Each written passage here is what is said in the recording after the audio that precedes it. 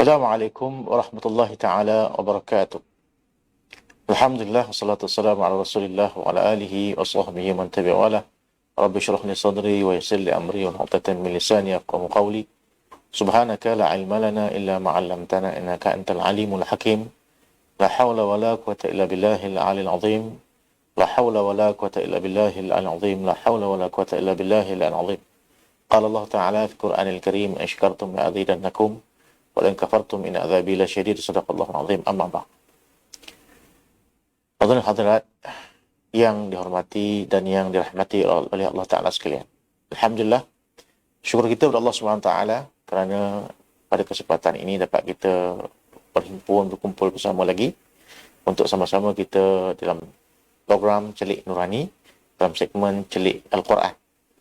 Dan insya-Allah pada hari ini kita akan membaca sedikit daripada tadabbur dan tafsir surah Al-Fatihah yang dinyatakan dalam buku terbaru saya bertajuk Al-Quran, Tafsir dan Tadabbur, insya-Allah.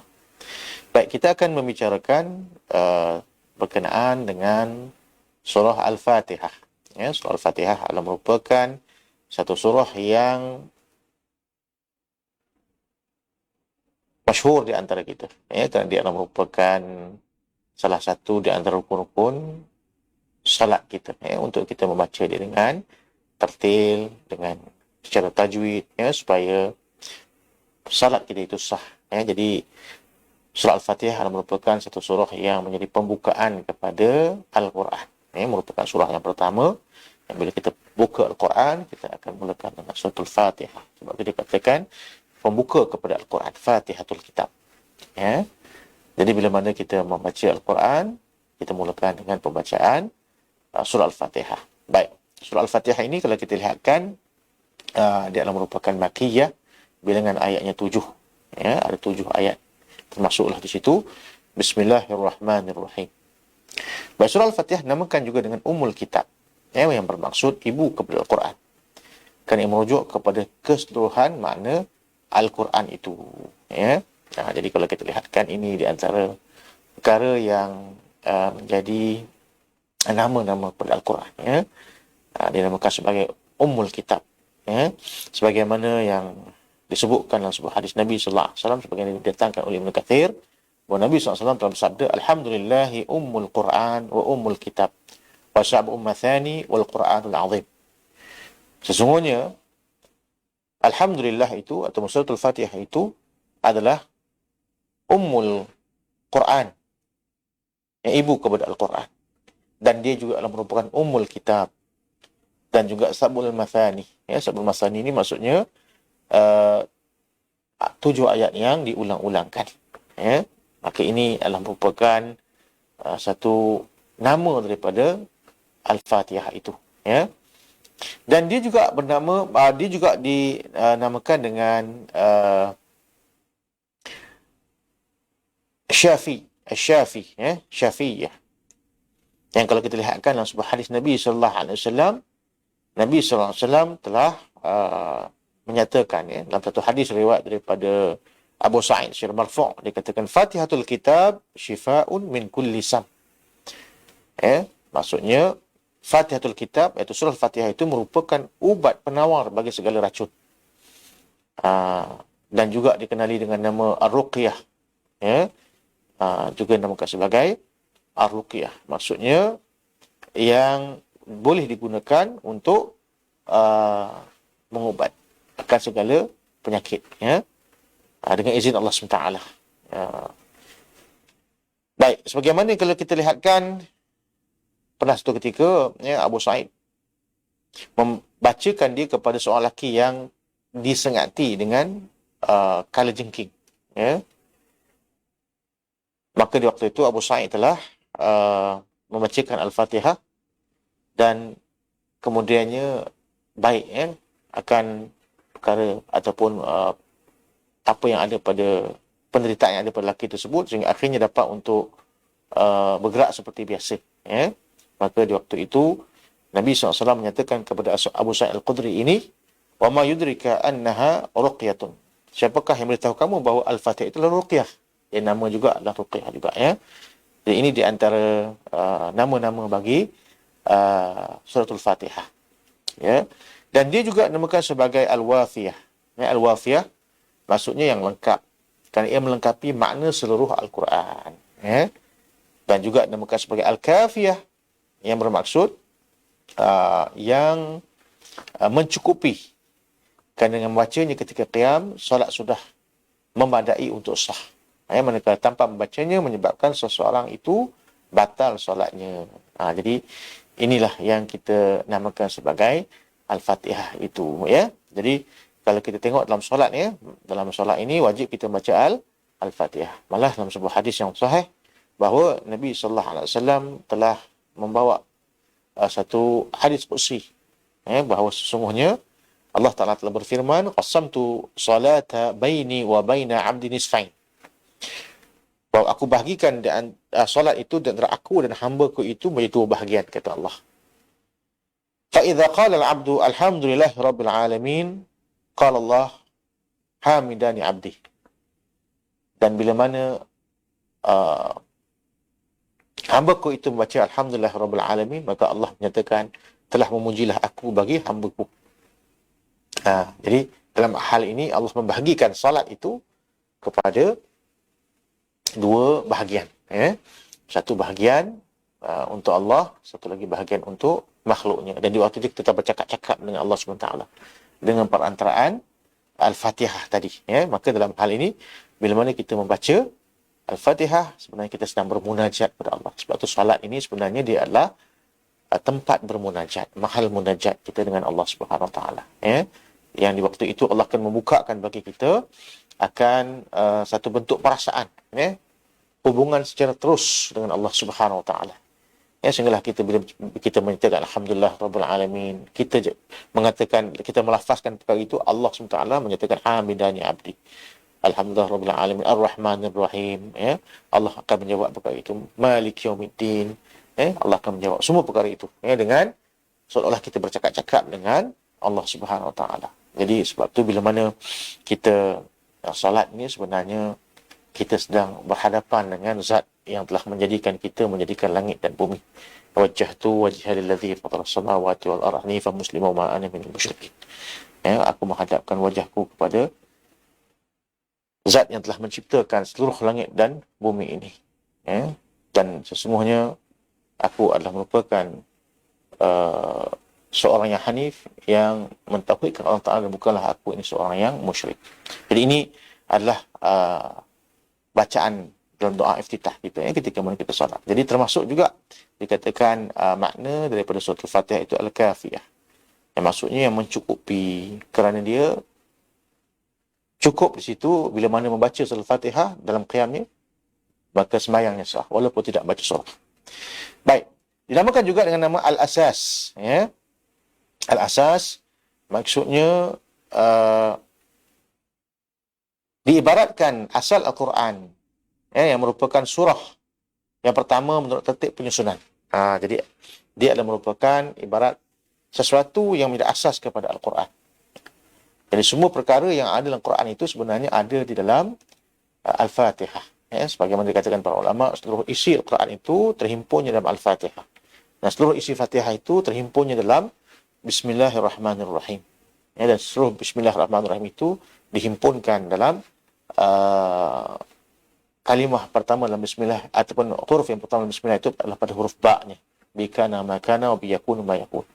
Maksudnya bagi Allah Ta'ala itu dia mengetahui segala apa yang dahulu dan juga sekarang serta akan datang.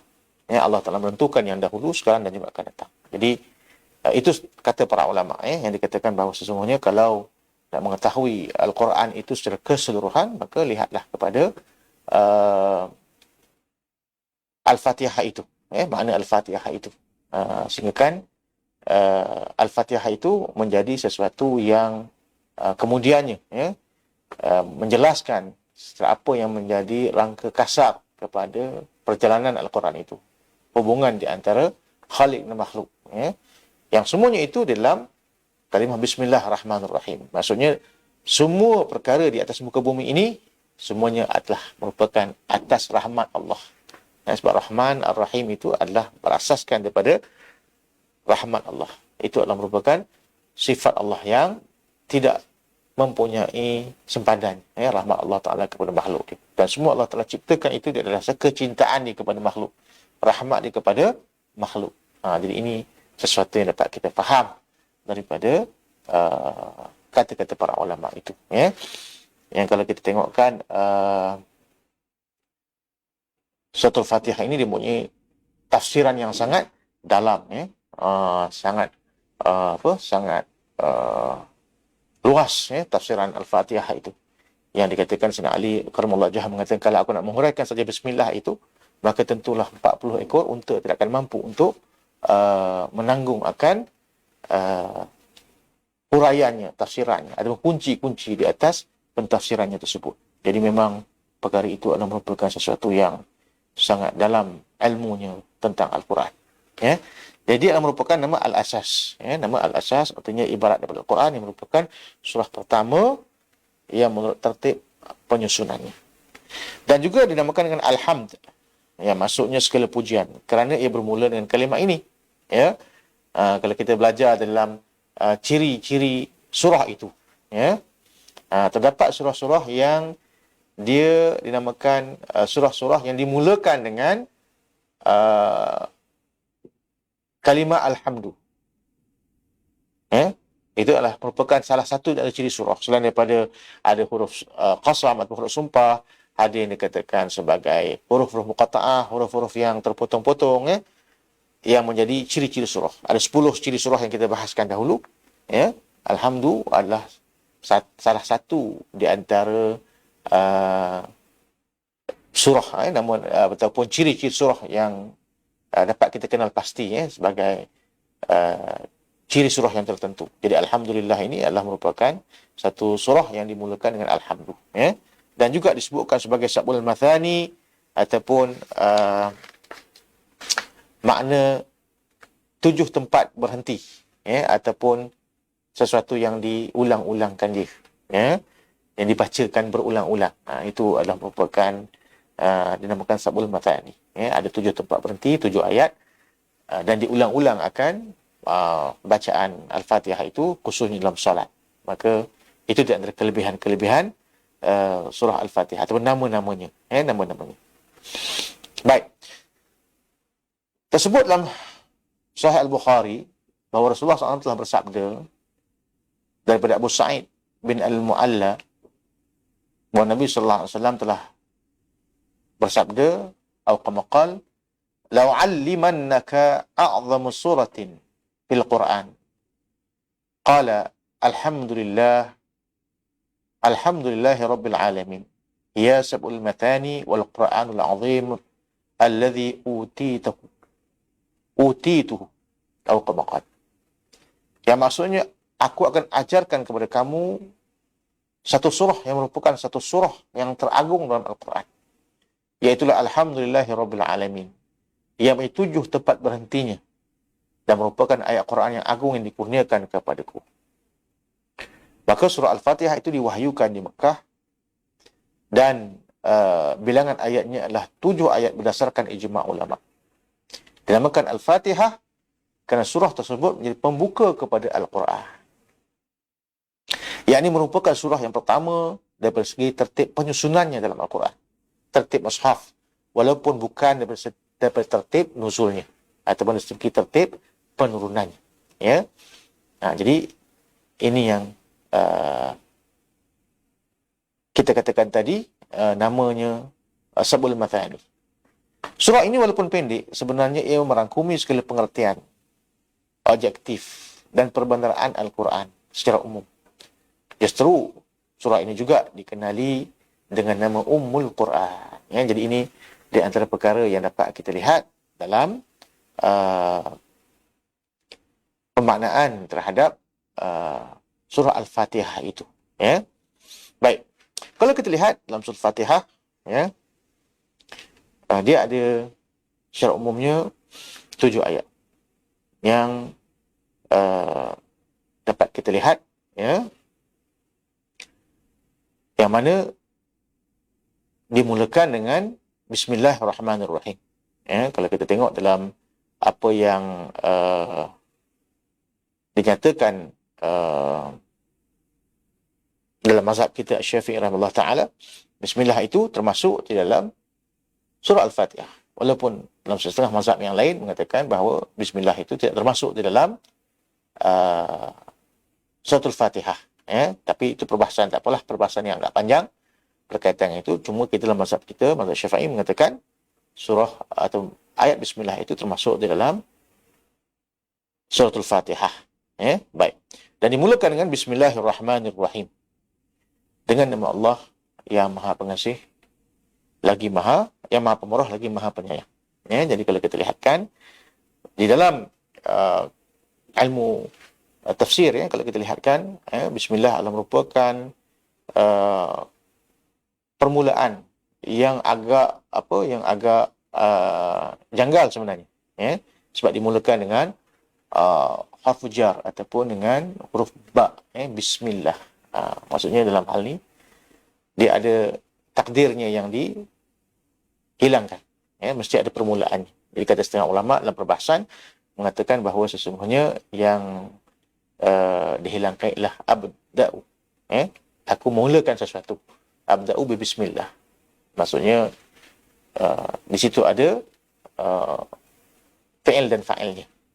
Maksudnya dalam hal ini setiap benda yang kita nak lakukan mesti dengan bismillahirrahmanirrahim.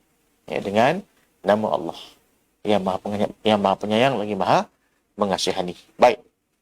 Kalau kita lihat disebutkan bahawa secara umum lah, kalau kita lihat dalam hal ini, surah Al-Fatihah ini sebenarnya bila dikatakan secara umum, dia mempunyai maksud daripada keseluruhan Al-Quran, dapat kita lihat daripada apa yang diperkatakan oleh para ulama. Iaitu, kalau kita tengok yang pertama sekali, dia mengandungi sesuatu yang berkaitan dengan akidah. Yang berkaitan dengan akidah. Baik.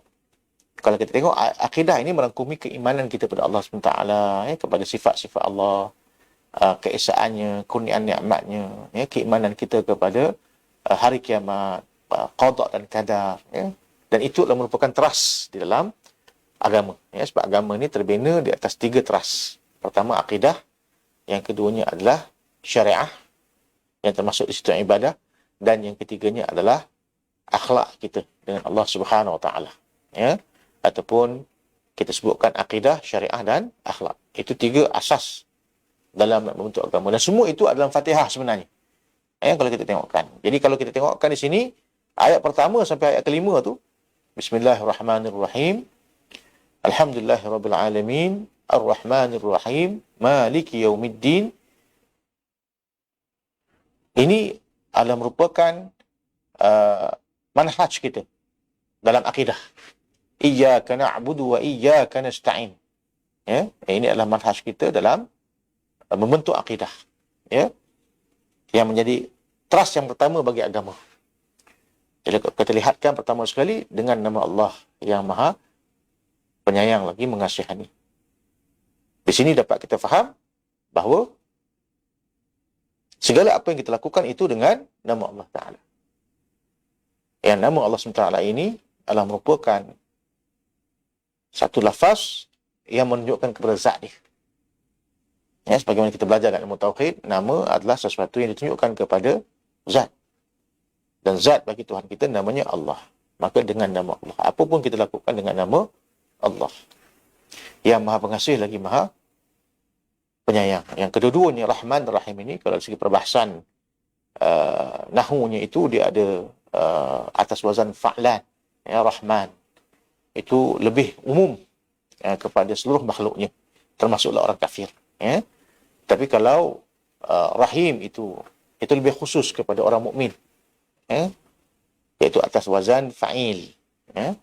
Jadi Rahman ini, kata setengah ulama dalam perbahasan ilmu tafsir, kalau nak tahu Rahman Allah Ta'ala ini, lihatlah kepada surah Ar-Rahman. Jadi tafsir perkataan Ar-Rahman itu, tafsirnya pada surah Ar-Rahman, Allamal Quran, Khalaqal insana 'allamahul bayan. Itulah cerita tentang Rahman Allah Subhanahu Wa Taala. Fa bi ayyi ala'i rabbikuma tukadziban. Ya, jadi kalau kita tengokkan di situ dengan nama Allah yang bersifat Rahman. Nak tahu Rahman Allah Taala kepada seluruh makhluk dia, bukan setakat manusia, malah jin, malah binatang, tumbuh-tumbuhan, melingkupi dan meratai seluruh benda, seluruh perkara. Jadi ini yang dimaksudkan dengan Rahman Allah Ta'ala, kasihnya Allah Ta'ala secara menyeluruh kepada makhluk. Sedangkan kalau nak bahas tentang Rahim, Rahim, pengasihnya Allah Ta'ala ini khusus untuk orang Islam, orang mukmin di hari akhirat kelak. Bukan hanya diberikan kepada mereka itu kesenangan di dunia, tapi di atas hasil ibadah mereka nanti Allah dengan rahmatnya memberikan kepada manusia ini keselesaan dan juga keselamatan di hari akhirat dengan dikurniakan kepada mereka ini syurga Allah. Maka nak tengok Ar-Rahim, kata para ulama, tengok pada surah Al-Mu'minun, kerana mereka itu adalah merupakan golongan orang-orang yang telah dipisahkan daripada manusia yang umum. Qad aflahal mu'minun alladhina hum fi salatihim khashu'un ila akhir ayat, ila akhir surah. Jadi di situlah ciri-ciri orang-orang yang Allah Ta'ala kasihi daripada golongan orang-orang mukminun, orang mukmin.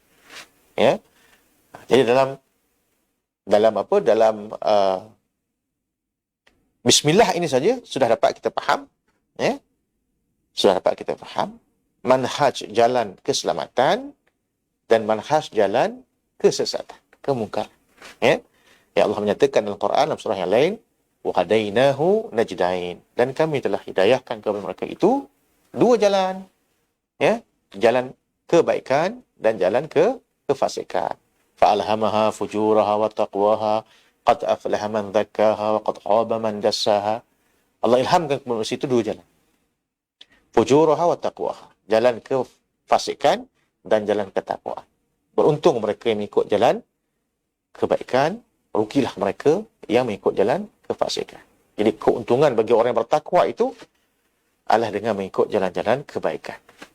Jadi itu yang dikhususkan dengan orang mukmin, yang mereka itu disifatkan oleh Allah SWT sebagai orang-orang yang bertakwa. Apa itu takwa? Takwa itu setengah daripada para ulama mentafsirkan takut kepada Allah. Dan sekali kalau Allah Jalla menyatakan khauf minal jalil wa amalu bit tanzil wal qana'atu bil qalil wal isti'dad li yaumir rahim. Ini kata takwa itu adalah takutnya kita kepada Allah Subhanahu wa taala. Beramal dengan apa yang diturunkan daripada Al-Quran dan juga sunnah-sunnah bagi Nabi sallallahu alaihi wasallam. Bersederhana, mencukupi apa yang ada di atas kehidupan dunia kita.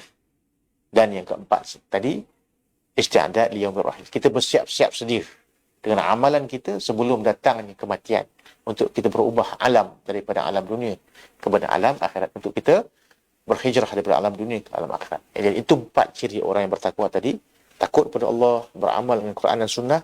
Yang ketiga, bersikap zuhud dan qanaah terhadap kehidupan dunia. Dan yang keempatnya, bersiap-siap sedia dengan amal ibadah, amal kebaikan untuk kegunaan kita nanti di hari akhirat. Itu maksudnya daripada takwa. Baik.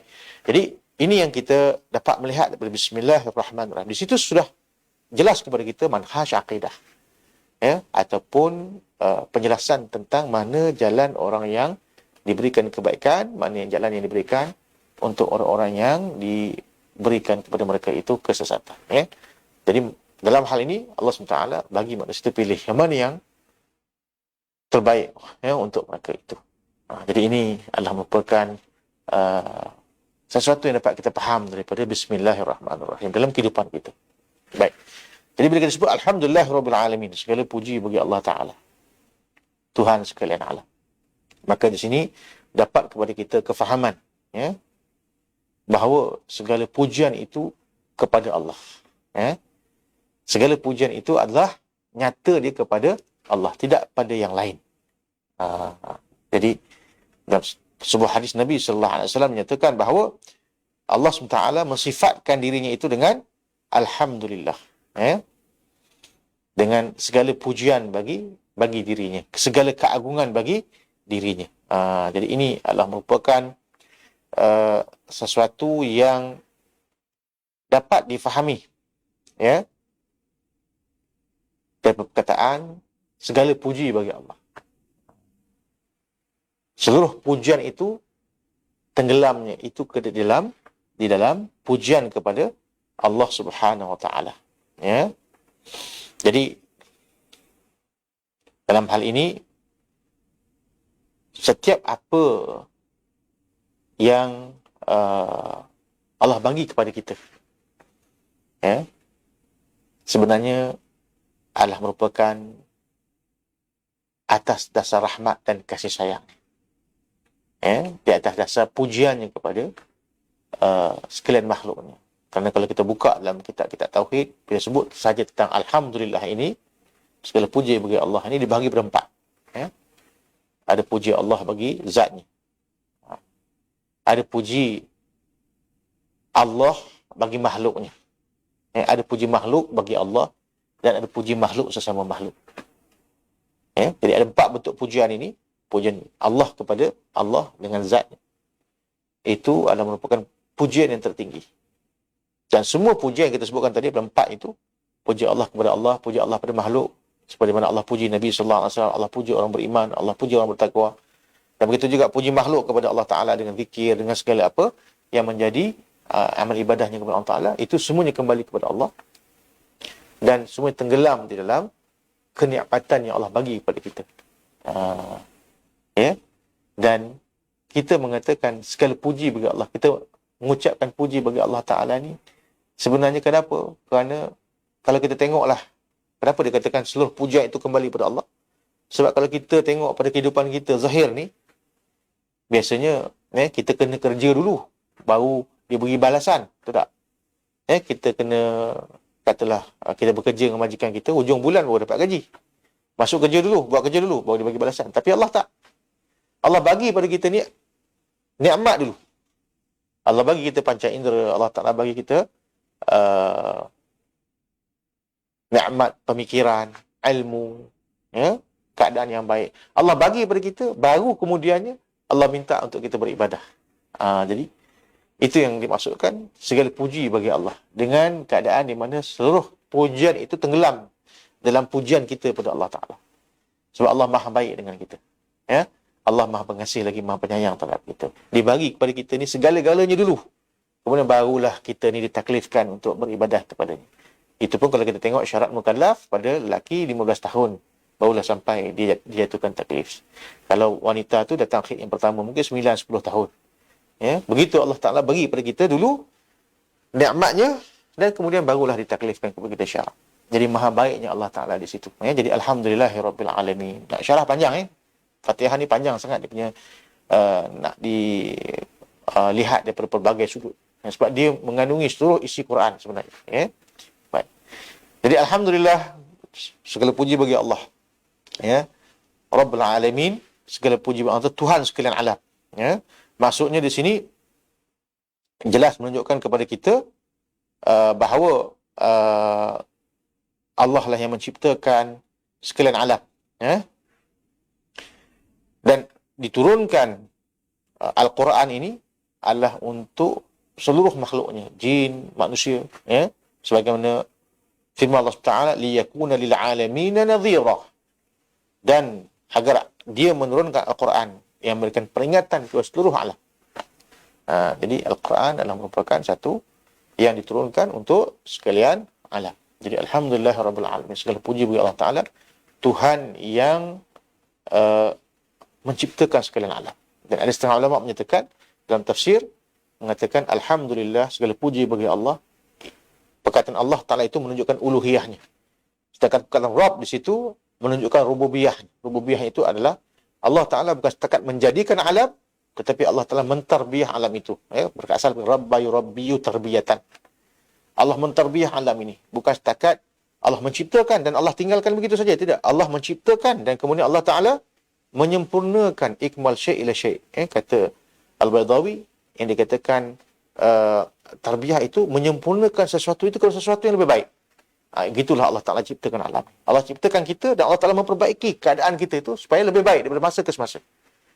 Itulah satu benda yang Allah Ta'ala jadikan kita. Bukan setakat jadi saja, tapi sampai ke mati kita ni Allah Ta'ala beri pada kita peluang untuk kita memperbaiki diri kita, beri kita peluang untuk kita muhasabah diri kita, untuk kita meningkatkan keadaan diri kita dari satu keadaan kepada satu keadaan yang lebih baik. Ya, jadi itu berkenaan dengan alhamdulillah ya rabbil alamin. Baik, Ar-Rahman Ar-Rahim kita dah bahas tadi, ya, berkaitan dengan rahmat Allah SWT, Malik Yaumiddin, Allah Ta'ala lah sebagai raja pada hari akhirat kelak, ya. Iyyaka na'budu wa iyyaka nasta'in, kepada Engkau lah ya Allah kami menyembah, dan kepada Engkau lah ya Allah kami minta tolong. Ini adalah merupakan manhaj akidah yang kita sebutkan tadi. Jadi dalam perjalanan kita sebagai manusia, untuk kita itu selamat, maka dikehendaki untuk kita memahami akan perkara ini. Iyyaka na'budu wa iyyaka nasta'in, kepada Engkau lah kami menyembah, dan kepada Engkau lah kami minta pertolongan. Dari segi hakikatnya, maksudnya tidaklah kita meminta kepada yang lain selain daripada Allah Ta'ala. Dari segi hakikatnya, untuk kita mendapat kebaikan dan kemudaratan. Hanya Allah lah yang berikan kepada kita kebaikan dan kemudaratan. Itu manhaj akidah. Baik. Kemudian ihdinas siratal mustaqim, itu jalan ibadah. Tunjuklah kita jalan yang benar.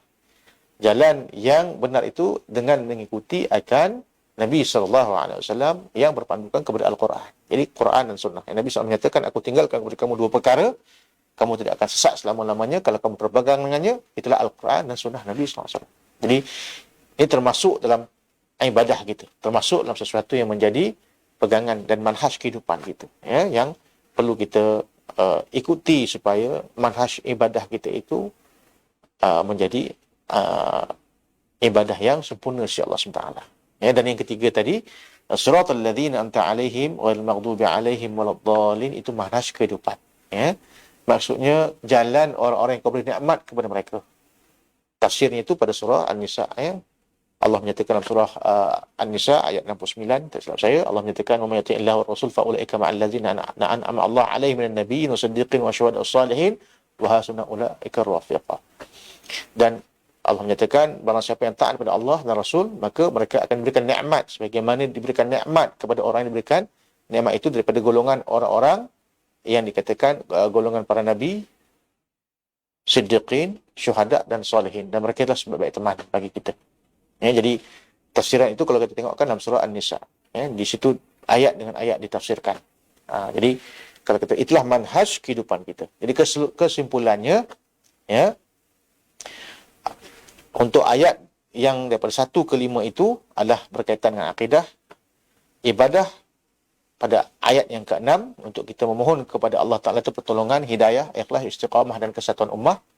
Dan seterusnya manhaj kehidupan, iaitu pemilihan tata cara hidup yang benar dan dari Allah Ta'ala, daripada jalan-jalan dimurkai. Siapa yang jalan dimurkai? Itulah jalan orang-orang jalan orang-orang Yahudi, dan golongan orang-orang yang sesat itu golongan orang Nasrani. Maka bukan jalan golongan Yahudi dan bukan jalan golongan orang Nasrani. Kita mempunyai manhaj yang tersendiri dalam kehidupan kita beragama. Jadi ini kalau dapat kita lihat suratul Fatihah, yang mana kesimpulan daripada Al-Fatihah itu dia merangkumi 3 asas dalam agama, sebab agama itu terbina dengan 3 asasnya, iaitu akidah, syariah dan akhlak, dan perkara itu memang wujud di dalam Al-Fatihah yang menjadi asas kepada Al-Quran dan perundangan kehidupan kita untuk kita menuju kepada kejayaan dunia dan akhirat, insya-Allah. Jadi setakat itu saja dengan masa yang terlalu pendek ini untuk kita huraikan Fatihah. Sebab nak huraikan Fatihah ni, masya-Allah, ada ulama yang dia menghuraikan satu kitab khas untuk Fatihah saja. Banyak sangat sudut yang kita nak tengok tentang Fatihah ni, yang mana dia adalah merupakan himpunan di atas apa yang ada dalam Quran itu. Jadi memang besarlah kalau kita tengokkan dari segi tafsirnya. Cuma hari ini dapat kita sentuh sikit-sikit saja tentang apa yang dapat kita faham dari Fatihah itu. Mudah-mudahan menjadi kebaikan bersama untuk kita. Saya rasa itu saja yang dapat kita berkongsi. Wabillahi alam. Assalamualaikum warahmatullahi taala wabarakatuh.